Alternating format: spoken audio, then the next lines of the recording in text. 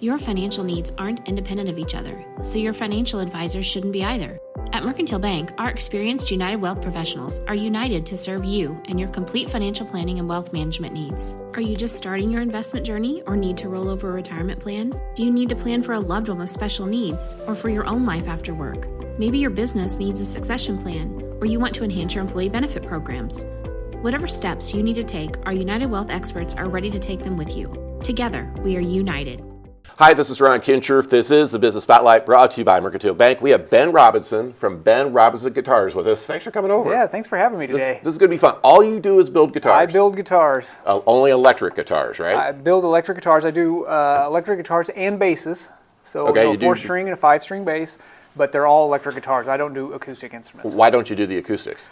I would like to, because that's what I play. I play the acoustic guitar much better than I play the electric guitar. But I got to start somewhere. Okay. Got to start with. Are these easier to do than the acoustic guitars? Yes. I know they're not easy, but it's an entirely different skill set to do the acoustic guitar. Okay. It's a lot more woodworking, and there's a lot of similarities. The finishing is similar, but the electric guitar is just easier to make. So, you're a kid growing up. What did you want to be when you grew up? I doubt it was a guitar builder. No, in fact, I really didn't even start playing the guitar until I was in my mid to late 30s. Okay. So this is a whole late in life adventure. And what got me started on it was I can remember to the day very clearly when somebody was playing an acoustic guitar and was like, I want to try that. Okay. I never had lessons growing up, no music, didn't even play in band, nothing of that.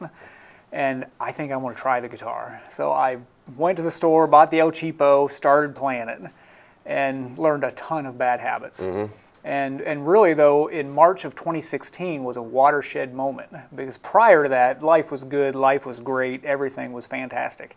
And then we had a family tragedy, and when we had that, it just busted the doors wide open. And with that, I could have turned to a number of destructive practices. But God turned me to the guitar. Okay. So I started playing that guitar more, And every musician, and to getting how I actually started making them, I'm an engineer by trade. Okay. I have to be solving problems. I have to be designing things. I do it in my sleep. I literally will go to sleep at night with a problem in my head, and I'll solve it in my dream. It's crazy, but it's what it is. And so I design my own electric guitar. But even though had you played one up to that point? Yeah, sure. I've had electric. I played them, but can I make my own? Okay, so what happened then? So I started designing from scratch, or did you scratch? Did you look at anybody else's guitars or anything? This was my first guitar. Okay. So this was my first one, and it's based on a Fender Telecaster style guitar. Okay. I copied a lot. Okay. And this started it. This was the first one I ever finished, and I just wish you could go back to the day when I had it done. I had it on the bench, and I just started setting it up right, started playing it. It was just a crazy moment in my life.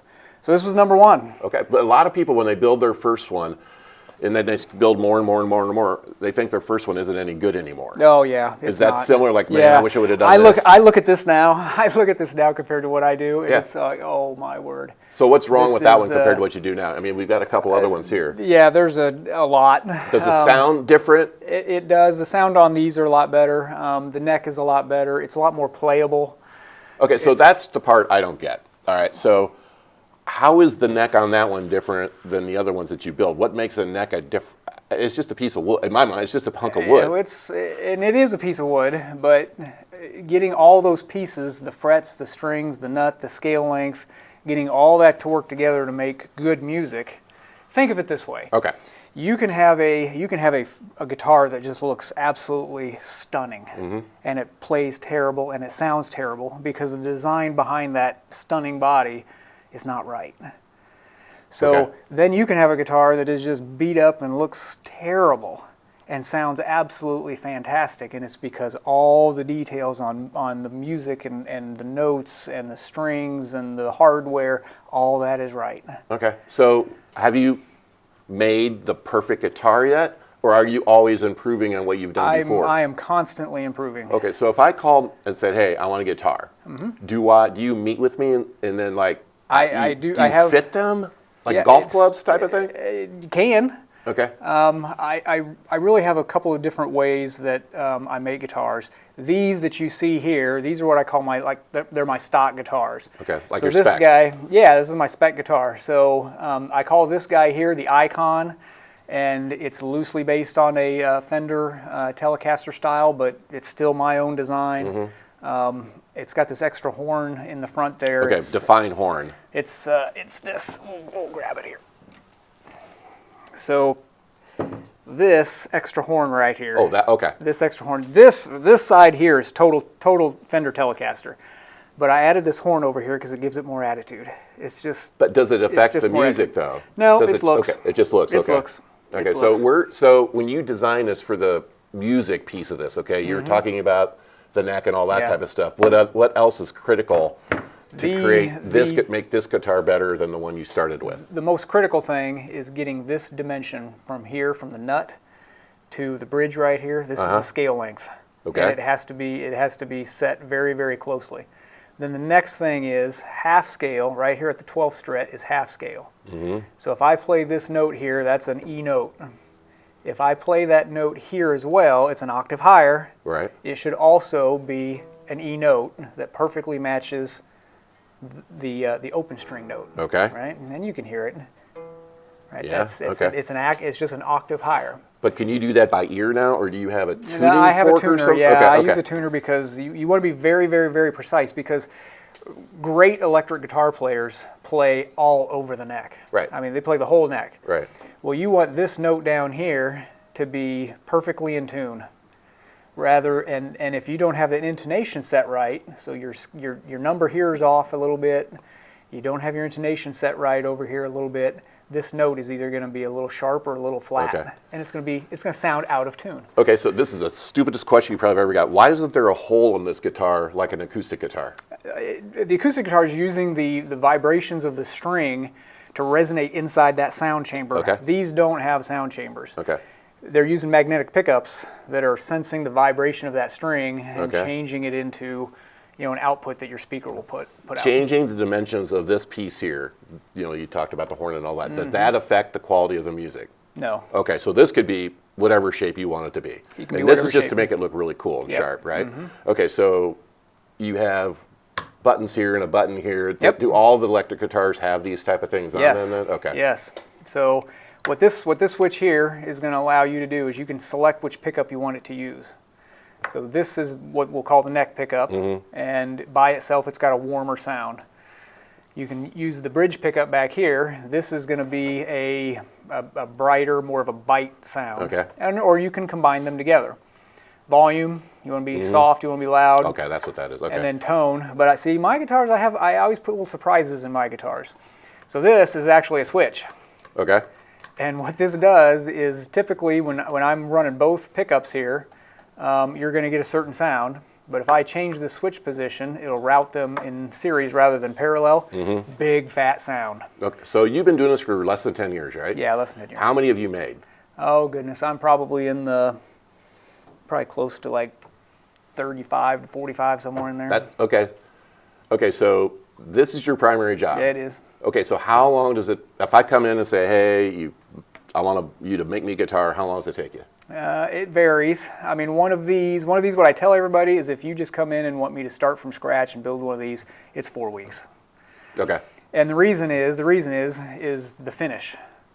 The woodworking part is actually probably the fastest part of the job, but the finish takes forever. It's got to dry, it hardens, it cures, and you just don't rush the clear coat. Are you making any guitars? Let's say you don't have an order. Are you making guitars then, even though you don't have an order? Sometimes. For stock, like you want to make a couple of icons in case somebody walks in and wants to buy one? Yeah, these are stock guitars. That's what I do. Generally, though, what I've done more of late than anything are custom stuff. Okay. And How do people find out about you, though? people just talk. Okay, so basically what you're doing now is word of mouth. Word of so how far is your geography as far as making guitars for people? I'm doing fairly well right now. I've got, I think, 3 or 4 custom shop jobs that I'm working on now. Okay. They'll run me, again, anywhere from probably 4 to 6 weeks for a custom shop. Okay. And then after that, get on the build list. So you are making them for shops. You're not making them for... No, I'm direct to customer. Okay, you are direct to customer. Okay. So that, I would think that would make your guitars less expensive than the ones that you would buy in a shop. No? It's when it comes to price point, if my guitars, this stock guitar, if it had a name brand logo on it, the price tag would probably be 1.5 to 2 times greater than what I'm selling. That's what I was thinking. For. Okay. Yeah. Well, hopefully you'll get to that point. Yeah. Once my name gets out there and I get bigger, then my prices will. So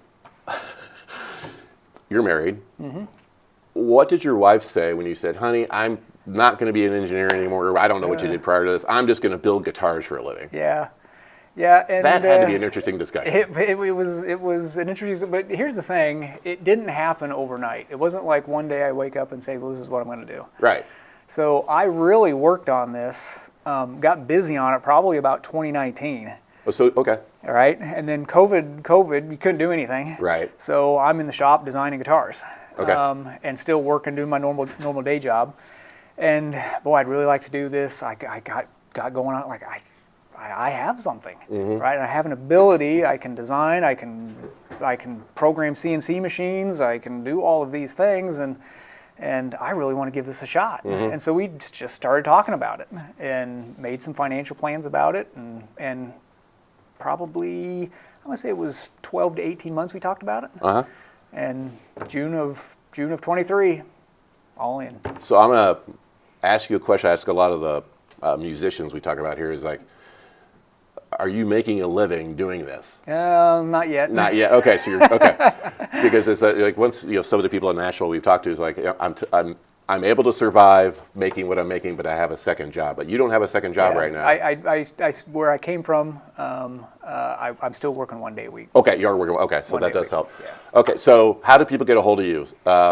So if they're in bands around here that already have an electric guitar, looking for something new or different, just Ben Robinson. I know you have a website. You can go out to my website, search for Ben Robinson Guitars. I'll come up. My website name is actually playabrguitar.com. You can find me on social media. My phone number, my contact information, it's all out there. You can come to the shop. I'm open Mondays, Wednesdays, Thursdays, Fridays.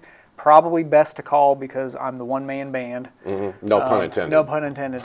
So Monday, for example, I had to run down to St. Louis to get some wood, to get some material. So call, but generally I'm there. All right, so again, the website? playabrguitar.com. All right, thanks for coming in. Thank you. This is crazy. All right, Ben Robinson from Ben Robinson Guitars. This has been the Business Spotlight, brought to you by Mercantile Bank. Your financial needs aren't independent of each other, so your financial advisors shouldn't be either. At Mercantile Bank, our experienced United Wealth professionals are united to serve you and your complete financial planning and wealth management needs. Are you just starting your investment journey or need to roll over a retirement plan? Do you need to plan for a loved one with special needs or for your own life after work? Maybe your business needs a succession plan or you want to enhance your employee benefit programs. Whatever steps you need to take, our United Wealth experts are ready to take them with you. Together, we are united.